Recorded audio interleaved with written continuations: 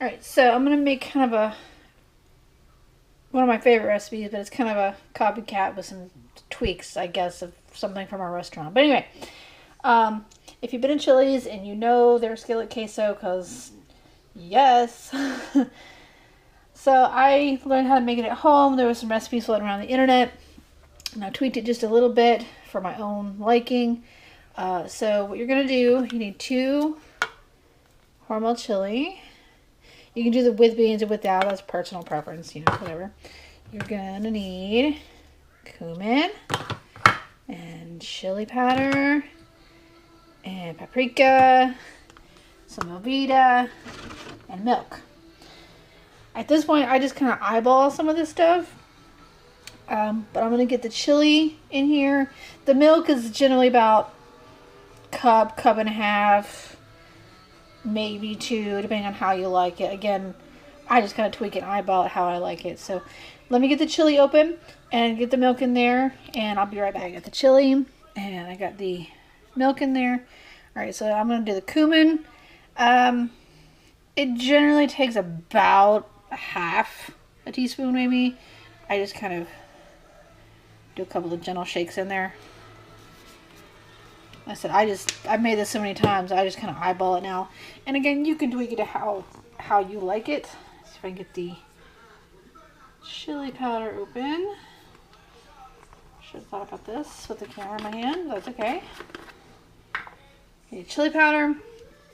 A couple of teaspoons is what the recipe normally calls for. Again, I just kind of generally shake it until I feel okay about it. That's just what you do, you know, when you're so used to a recipe. It's just, you know, hey. But again, you can tweak it to how you like it. The recipe also calls for lime juice, but I take the lime juice out. I don't like the flavor of lime juice, and it makes the dip taste a little weird. So I just eliminate that altogether. All right, paprika now. Again, it's about half a teaspoon or to a teaspoon or so. I just do a couple of shakes and then I'm done with it. So there's that. Lid back on it without making a disaster mess. Here we go. So I'm going to stir that up, and then I'll cut up the Velveeta here in a minute. Get that all together. Get the spoon not to fall in there. Alright, let me cut up the cheese, and again, I'll be right back. Okay, cut up all the Velveeta. Give that a stir around. Now this generally cooks within, I'd say 30-45 minutes, sometimes an hour, depending on how your crock pot runs. You could do this on the stove if you wanted. Of course, you have to keep kind of a closer eye on that so it doesn't stick or burn. But I put mine on the lowest setting here. That way it doesn't burn, because my crock pot cooks faster than others for some reason. As I said, mine's generally done within about 45 minutes or so. So I'm going to let this cook, and I'll check back in a little while. Let's just check on it now.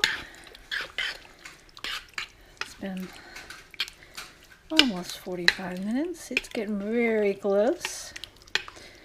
I'm going to crank up the heat, because I did have it on the lowest settings, so that way it didn't burn. So I'm going to crank it up, and I will check back in a little bit. All right, let's see how we're looking now. Right at about an hour.